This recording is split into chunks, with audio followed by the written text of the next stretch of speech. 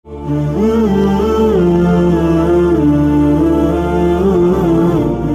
اللہ الرحمن الرحیم۔ شروع اللہ کے نام سے جو بڑا مہربان نہایت رحم کرنے والا ہے۔ السلام علیکم ناظرین، welcome to my YouTube channel Hadiya voice کے ساتھ۔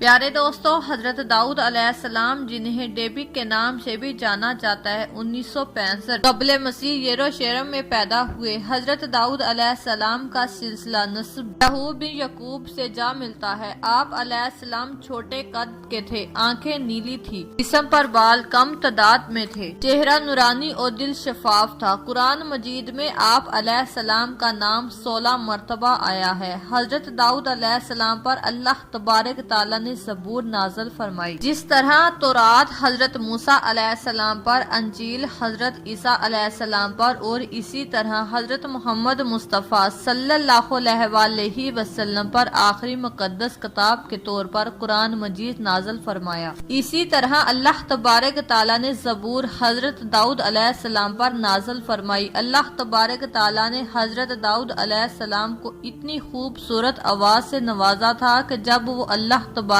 تعالیٰ کی حمد و ثنا پڑھتے تو پرندے، پودے اور پہاڑ بھی ان کی آواز سن کر لطف اندوز ہوتے تھے۔ حضرت داؤد علیہ السلام کو اللہ تبارک تعالیٰ کی طرف سے یہ صلاحیت دی گئی تھی کہ آپ علیہ السلام جانوروں کی زبان سمجھ سکتے تھے۔ حضرت داؤد علیہ السلام کو اللہ تبارک تعالیٰ نے بنی اسرائیل میں پیدا فرمایا۔ پیارے دوستو، بتاتے چلے کہ بنی اسرائیل میں اللہ تبارک تعالیٰ نے بے شمار اور بڑے بڑے نبیاء کرام کو مبعوث فرمایا۔ پہلے فرعون کے زیر اثر رہتے ہوئے بنی اسرائیل بہت ہی کمزور اور بے حال ہو چکے تھے۔ پھر اللہ تبارک تعالیٰ نے حضرت موسیٰ علیہ السلام کو ان پر مبعوث فرمایا۔ حضرت موسیٰ علیہ السلام کی رہبری میں انہیں اس افسوسناک حالات سے چھٹکارا ملا اور انہوں نے طاقتور اور عظمت حاصل کر لی۔ حضرت موسیٰ علیہ السلام کی برکت سے اللہ تبارک تعالیٰ نے انہیں بہت سی نعمتوں سے نوازا۔ ان نعمتوں میں سے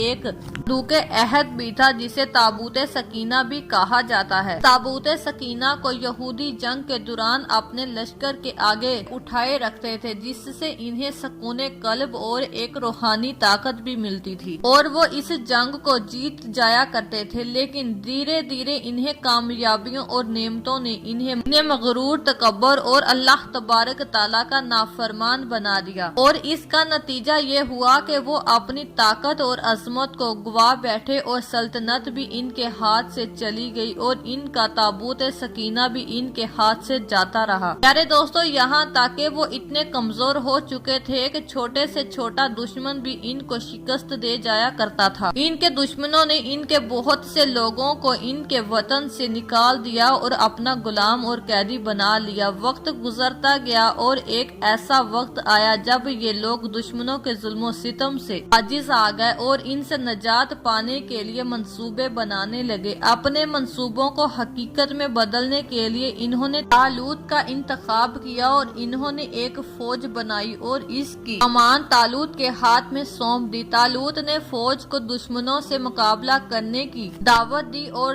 تاکید کرتے ہوئے اپنی فوج سے کہا کہ میرے ساتھ وہ لوگ چلیں گے جن کی توجہ صرف جہاد پر ہو، جن کی صحت خراب ہے یا جو لوگ بیچ میں ہی ہمت ہار جانے والے ہیں، وہ لوگ اس جنگ میں نہ چلیں۔ بہت ہی جلد ایک بہت بڑی تعداد میں فوج جمع ہو گئی اور وہ دشمن کی طرف چل پڑے۔ تیز گرمی اور تپش کی وجہ سے چلتے چلتے لوگوں کو پیاس لگ گئی۔ طالوت اللہ تبارک تعالیٰ کے حکم سے لوگوں کو آزمانا چاہتے تھے۔ طالوت نے کہا، بہت ہی جلد تمہارے آگے ایک نہر آئے گی جس کے ذریعے اللہ تبارک تعالیٰ ہمارا امتحان لینا چاہتا ہے۔ جو اس نہر سے سیراب ہو کر پانی پیے گا، اس کا تعلق ہم سے نہیں رہے گا، اور جو تھوڑا سا پانی پیے گا وہ میرا ساتھی رہے گا۔ البتہ سامنے نہر آئی اور اس نہر کو دیکھ کر وہ لوگ بہت خوش ہوئے اور فوراً ہی اس نہر کے پاس پہنچ گئے۔ زیادہ تر لوگوں نے اس نہر سے بہت ہی سیراب ہو کر پانی پیا۔ بہت کم لوگ ایسے بچے جنہوں نے وعدے کے مطابق تھوڑا سا پانی پیا۔ جن کی تعداد ایک روایت کے مطابق 4000 تھی اور دوسری روایات کے مطابق 313 تھی۔ طالوت نے دیکھا کہ زیادہ تر تعداد ایسے لوگوں کی ہے جو بے قاعدے ہیں، جنہوں نے عہد کو توڑ دیا، اور بہت تھوڑے لوگ ایسے ہیں جو اپنے عہد پر قائم رہے، لہٰذا طالوت نے یہ باقاعدہ لوگوں کو چھوڑ دیا اور جو تھوڑے سے لوگ بچے تھے انہیں ساتھ لے کر جہاد کے راستے پر چل پڑے۔ میدان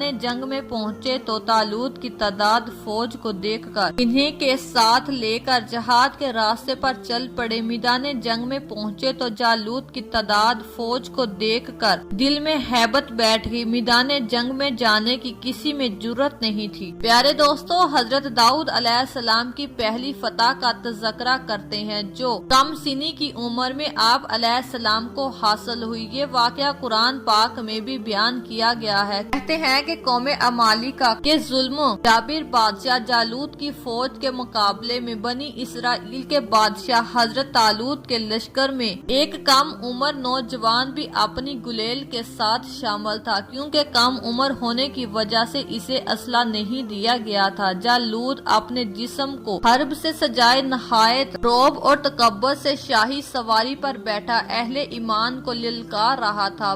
ابھی بنی اسرائیل کا ایک چھوٹا سا لشکر کوئی فیصلہ بھی نہیں کر پایا تھا اور جالوت کی فوج کے سامنے جانے کی کسی کی جرأت نہیں ہو رہی تھی۔ اچانک ان کی صفوں میں موجود ایک کم عمر نوجوان عقاب جیسی برق رفتاری سے باہر نکلا اور جالوت کے سامنے پہنچ کر اسے للکارنے لگا۔ حضرت داؤد علیہ السلام چھوٹے قد کے تھے، جبکہ جالوت بہت بڑے قد کا لمبا چوڑا آدمی تھا جو اکیلا ہی پوری فوج کو شکست دے دیتا تھا۔ حضرت داؤد علیہ السلام کو دیکھ کر جالوت ہنسا اور بولا، جا میری آنکھوں کے سامنے سے دور ہو جا، میں تجھے قتل کرنا پسند نہیں کرتا۔ تو پتھر اور گلیل لے کر یوں میرے سامنے آیا جیسے کتوں پر حملہ کیا جاتا ہے۔ وہ بے خوف نوجوان نے جالوت کی آنکھوں میں آنکھیں ڈال کر گرجدار آواز میں جواب دیا، ہاں بالکل صحیح، ایسا ہی ہے، کیونکہ تو کتے سے بھی برا ہے۔ پھر آسمان اور چمکتے سورج کی تیز روشنی میں ارض و سامان نے ایک حیرت انگیز منظر دیکھا۔ نوجوان کے گلیل سے گولی کی طرح نکلے پتھر سے جالوت کا متکبر غرور سر پاش ہو چکا تھا اور اس کا طاقتور جسم زمین پر اوندے منہ پڑا تھا۔ یہ سب اتنا اچانک ہوا کہ جالوت کی اسلحے سے لیس فوج کو سمجھنے کا موقع ہی نہ ملا اور وہ حواس ہو کر بھاگ کھڑی ہوئی اور اس جنگ میں طالوت اور بنی اسرائیل کو جیت حاصل ہوئی۔ یہ نوجوان ایک چرواہا تھا جو سارا دن جنگل میں بکریاں چرایا کرتا تھا اور گلیل سے بکریوں کے قریب آنے والے درندوں کو مار بھگاتا تھا، لیکن اللہ تبارک تعالیٰ نے تو اس کے لیے بڑے فیصلے کر رکھے تھے۔ اس کے بعد طالوت نے اپنی بیٹی کا نکاح حضرت داؤد علیہ السلام کے ساتھ کر دیا۔ طالوت کی وفات کے بعد حضرت داؤد علیہ السلام کو خیر و شرم کا بادشاہ بنا دیا اور اللہ تبارک تعالیٰ نے حضرت داؤد علیہ السلام نے نبوت اور بادشاہی دونوں کو جمع کر دیا۔ اس سے پہلے بادشاہت ایک خاندان اور نبوت ایک خاندان کو ملتی تھی۔ ایسا پہلی بار ہوا تھا کہ جب یہ دونوں چیزیں ایک ہی خاندان کو مل رہی تھی۔ پیارے دوستو، اللہ تبارک تعالیٰ نے حضرت داؤد علیہ السلام کو پرندوں اور چونٹیوں سے باتیں کرنے کا ہنر دیا تھا اور لوہے کو آپ علیہ السلام پر نرم کر دیا تھا۔ اللہ تبارک تعالیٰ نے حضرت داؤد علیہ السلام کو اتنی اچھی اور میٹھی آواز بخشی تھی کہ جب وہ زبور کتاب کی تلاوت کرتے تو وحشی جانور بھی ان کے قریب آ کر سنا کرتے۔ حضرت داؤد علیہ السلام ایک ایسی سرزمین سے تشریف لائے جو مصر اور شام کے درمیان موجود تھی۔ حضرت داؤد علیہ السلام کا سلسلہ حضرت یعقوب علیہ السلام سے ملتا ہے۔ آپ علیہ السلام نے 100 سال کی عمر پائی جس میں 40 سال تک حکومت کی۔ جب طالوت اس دنیا سے چل بسے تو بنی اسرائیل نے حکومت اور پاسداری بنائی حضرت داؤد علیہ السلام کے سپرد کر دی۔ جب حضرت داؤد علیہ السلام بادشاہ بن گئے تو اللہ تبارک تعالیٰ کی طرف سے نبوت بھی آپ کو عطا فرما دی گئی۔ پیارے دوستو، اللہ تبارک تعالیٰ نے حضرت داؤد علیہ السلام کو پہلے بنی اسرائیل کا بادشاہ بنایا اور پھر انہیں نبوت کی رسالت کے عظیم سفر فائز فرما دیا۔ سورۃ بقرہ کی آیت نمبر 251 میں اللہ تبارک تعالیٰ نے فرمایا کہ حضرت داؤد علیہ السلام نے جالوت کو قتل کر ڈالا اور اللہ تبارک تعالیٰ نے ان کو بادشاہی اور دانائی بخشی۔ پیارے دوستو، حضرت داؤد علیہ السلام نے چھوٹی عمر میں جالوت کو قتل کر دیا اور یہ آپ علیہ السلام کی پہلی فتح تھی، جس کے بعد اللہ تبارک تعالیٰ نے آپ کو بادشاہت بھی عطا فرمائی اور نبوت بھی، اور آپ علیہ السلام کو اللہ تبارک تعالیٰ نے کتاب یعنی زبور بھی عطا فرمائی، جیسا کہ قرآن پاک میں ارشاد فرمایا ہے۔ سورۃ بنی اسرائیل میں اللہ تبارک تعالیٰ نے فرمایا، اور ہم نے بعض پیغمبروں کو بعض پر فضیلت بخشی اور حضرت داؤد علیہ السلام کو زبور عنایت کی۔ اور سورہ نساء میں اللہ تبارک تعالیٰ نے ارشاد فرمایا کہ ہم نے حضرت داؤد علیہ السلام کو زبور بھی عنایت کی۔ پیارے دوستو، آپ علیہ السلام جب اللہ تبارک تعالیٰ کی حمد و ثنا کرتے اور زبور کی تلاوت کرتے تو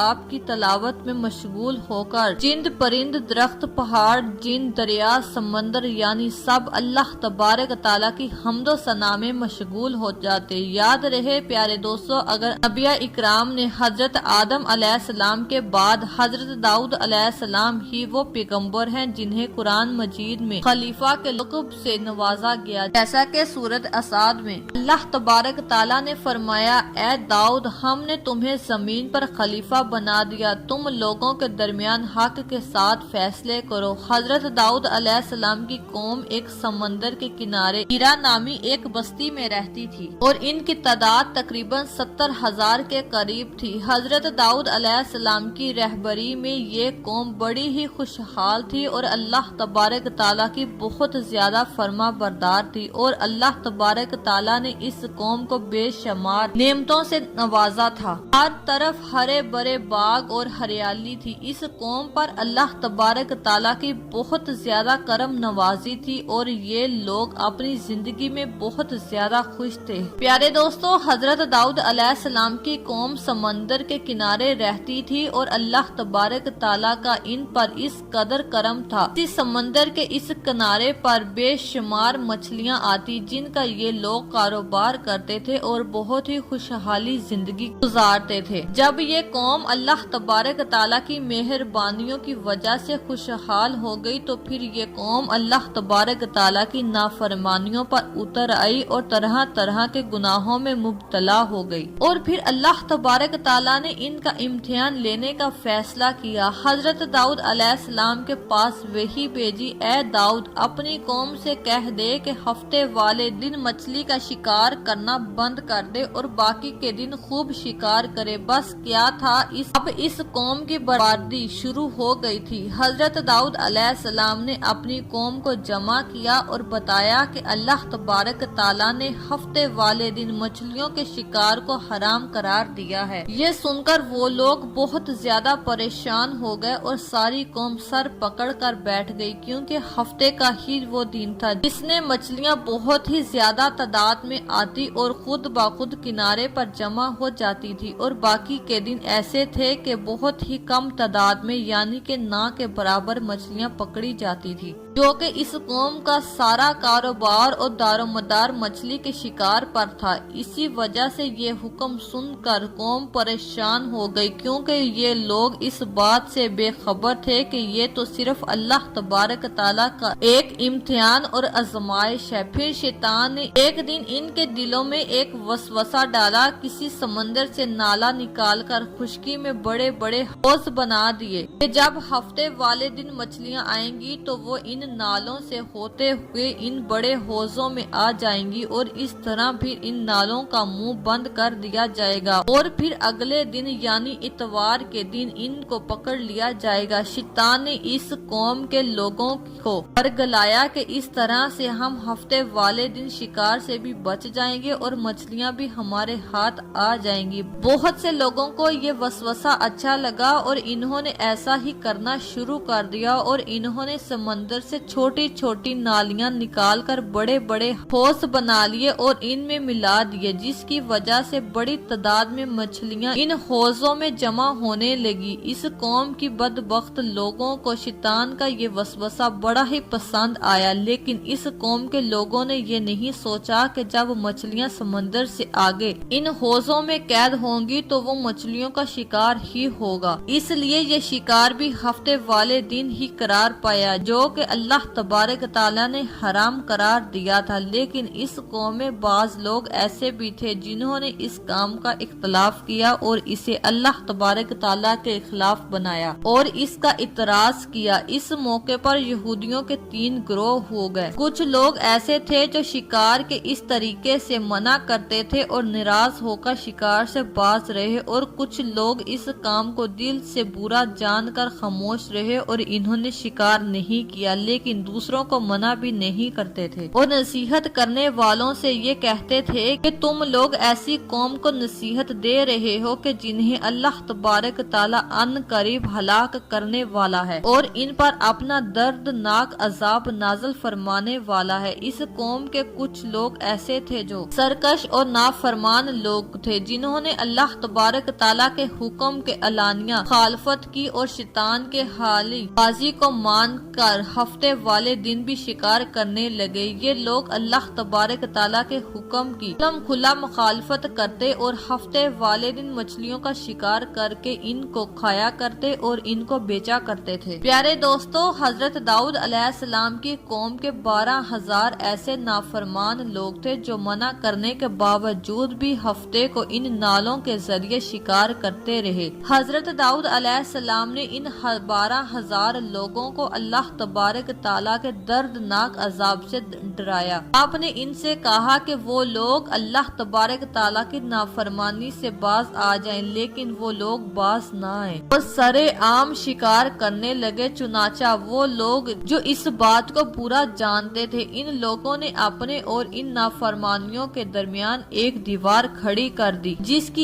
ایک طرف وہ 12,000 نافرمان لوگ تھے اور دوسری طرف وہ لوگ تھے جو شکار سے باز رہے، ہفتے والے دن شکار نہیں کرتے تھے۔ پیارے دوستو، حضرت داؤد علیہ السلام نے اپنی قوم کے ان نافرمان لوگوں کو برابر سمجھایا، لیکن یہ قوم اپنی نافرمانی سے باز نہ آئی اور اسی طرح اللہ تبارک تعالیٰ کے حکم کی نافرمانی کرتی رہی اور اسی طرح سے ہفتے والے دن شکار کرتے رہے۔ اور پھر ایک دن حضرت داؤد علیہ السلام نے غصے میں آ کر شکار کرنے والوں پر لعنت فرمائی۔ اس کا اثر یہ ہوا کہ ایک دن ان خطا کاروں میں سے کوئی بھی اپنے گھر سے باہر نہیں نکلا۔ یہ منظر دیکھ کر کچھ لوگ ان کی دیواروں پر چڑھ گئے تاکہ معلوم کر سکے کہ وہ لوگ کیسے ہیں، کس حال میں ہیں۔ آخر ہوا کیا، جب ان لوگوں نے ان نافرمانیوں کو دیکھا تو وہ سب کے سب بندروں کی شکل میں بدل چکے تھے۔ معاذ اللہ۔ اللہ تبارک تعالیٰ نے ان لوگوں کے ان کی نافرمانیوں کی وجہ سے ان پر دردناک عذاب نازل فرما دیا، پھر ان لوگوں کو بندر کی شکل میں تبدیل کر دیا۔ جب لوگ ان مجرموں کے گھر کے دروازے کھول کر گھر کے اندر داخل ہوئے تو وہ لوگ اپنے رشتہ داروں کو پہچان کر ان کے پاس آ کر اور ان کے کپڑوں کو سونگنے لگے، وہ زوروں کی طرح رونے لگے، لیکن وہ کچھ بول نہیں پا رہے تھے۔ اللہ تبارک تعالیٰ نے ان نافرمان بندر بن جانے والے لوگوں کی تعداد 12,000 تھی۔ ان 12,000 لوگوں نے اللہ تبارک تعالیٰ کی نافرمانی کی اور اللہ تبارک تعالیٰ نے ان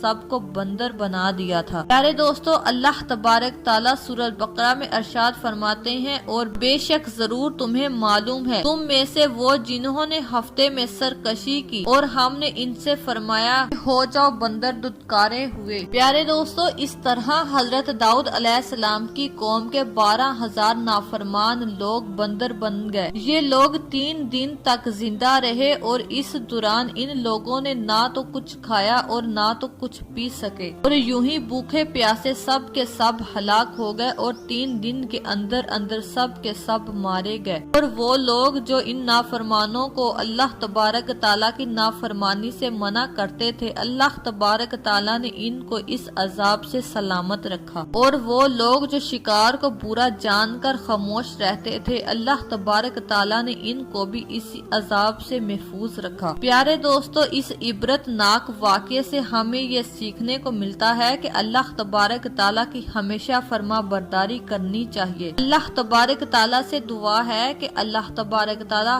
ہم سب کو دین کے راستے پر چلنے کی توفیق عطا فرمائے، آمین یا رب العالمین۔ پیارے دوستو، اگر واقعہ پسند آیا ہو تو اس ویڈیو کو لائک کریں، کمنٹ کریں اور شیئر کریں، اور اس طرح کے سچے اور دلچسپ واقعات سننے کے لیے ہمارے چینل کو سبسکرائب کریں۔ شکریہ۔